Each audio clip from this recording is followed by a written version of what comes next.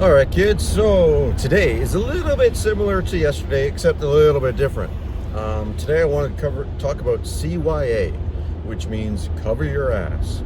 Now, I thought of this because of, well, maybe a couple different things, but it seems to be the way that most people work these days. Now, I was thinking of this because I saw an elderly couple this morning, and I've been seeing them for a little while, but today, we've had fair bit of snow today. It's really slippery outside and et cetera, and these guys came in, and the husband, he was using a walking stick, which he said he was using mostly for balance because he was struggling a little bit with the snow, with it being slippery and everything. And so I adjusted him, and he got off the table, and he felt great, which he normally does. Felt a lot more balanced, which he normally does. And actually, when they first started, they were both wearing these like really big stability shoes. And this is where the CYA comes in. And so it's not uncommon when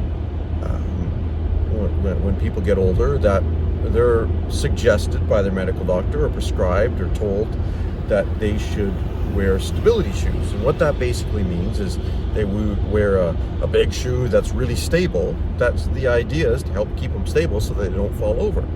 And I would suggest that's a time where the doctor is employing the CYA philosophy, which is cover your ass.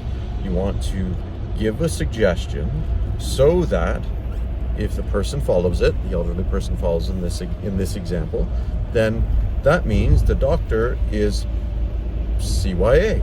They are making sure that they've done their due diligence to make sure that this person does not fall, and so that they don't get hurt. Now, that might help in the moment, but actually what happens, just like I said yesterday about adaptation, it's, well, then the person's not using their joints and their muscles throughout a full range of motion. So actually the stability muscles in their feet and hips and knees atrophy.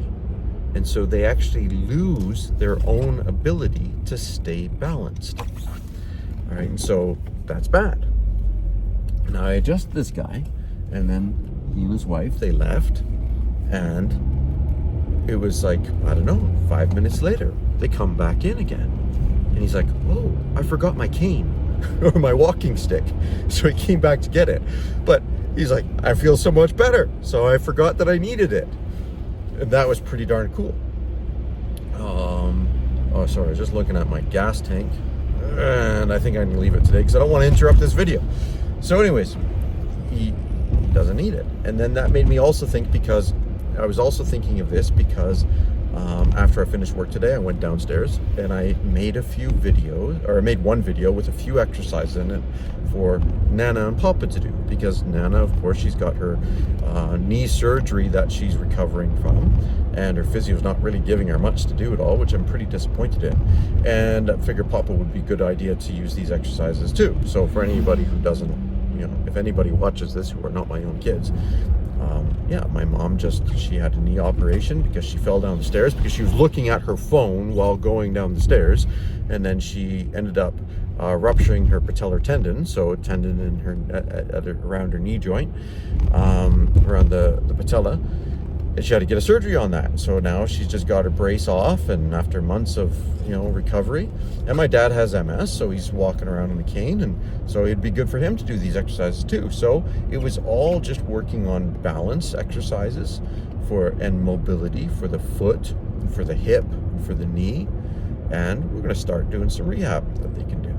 And so the whole idea here with the exercise that I'm giving them is taking them from where they are to bit by bit, just a little bit at a time, taking them to a little bit bigger range of motion, a little bit out of their comfort zone, working on their balance and working on their strength, and not a CYA. Not saying, oh, well, you had a knee operation or you use a cane, so let's give you more stability devices to use so that you never so you don't fall over. It's like, yeah, well, if you adapt to not using the muscles and not using the joints, then when you're placed in a situation, maybe you slip on something a little bit, or maybe you catch your toe on a rock when you're walking or something, then you're absolutely going to fall because you have no balance. So those are the two little things that got me thinking about this. Now, of course, this applies physically, as I've mentioned today, but it all, or with these examples, but it also applies emotionally.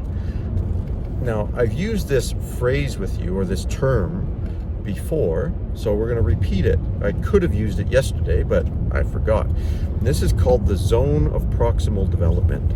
Now, what that means is you try to help people develop by working with them a little bit out of their comfort zone. We use this in society for everything, except less and less nowadays. For example, if you have a baby, does that mean you just say goo goo gaga and you never speak to your baby? Of course not. You use words, and as they gradually use very small words and easy words, and eventually they start to learn these words. And then you gradually introduce words that they're not familiar with. And they hear you using these words, and they start, and by doing so, you bit by bit learn more and more. It would probably be that it's the same way if you're learning a new language. It's also the same way, let's say, if you are in the backyard with one of your kids and you start wrestling with them. Can you wrestle your kid and beat them up? Of course you can. But do you do that? No. You just use enough strength and enough skill to challenge the kid, but also to allow them to learn how to use their body. And then as they get stronger and faster, you gradually exert a little bit more stress, a little bit more force, so that they can again grow and develop. If you're climbing the tree, you help them get to that next branch that's just a little bit out of reach, but again, they're using their body bit by bit to stress themselves and push themselves towards improving. But that unfortunately is not our society today. We want to essentially cover our own backside, not push somebody a little bit too far, because if they go a little bit too far, they might get hurt physically or emotionally, which then means you could be considered part of the reason they failed, and it's your fault for doing so. And it's just such a sad way of looking at the world, because it's better, and it's really only right to push people a little bit further to help them develop in all areas, whether we're talking academics, we're talking physically, emotionally, whatever that might be.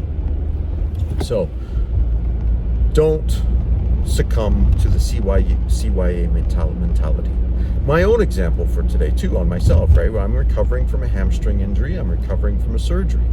So I'm slowly skating a little bit more because I've just started playing hockey again this week, but very, very slowly, very carefully. I'm not waiting until my hamstring is fully feeling great, because if I do that, I'll be waiting so long and enough scar tissue will develop, and I don't want that either.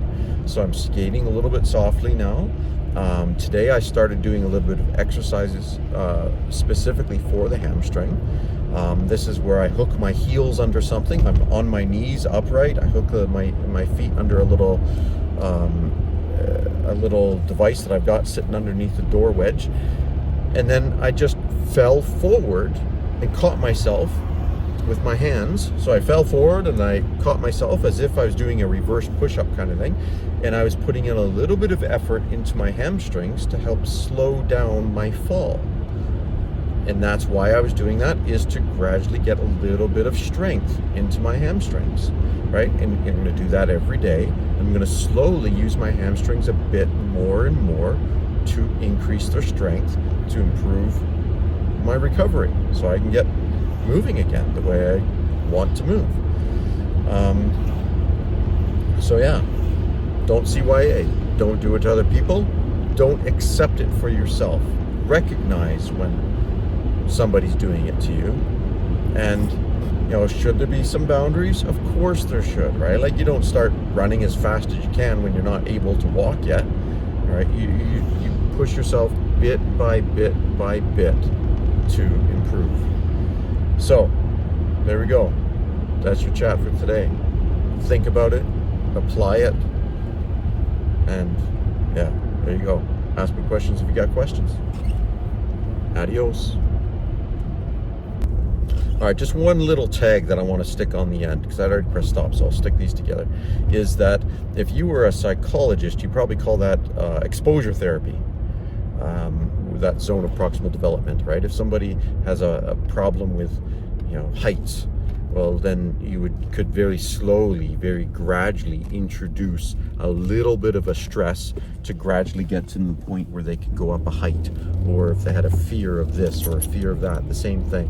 You find something that they can handle and get them okay with that.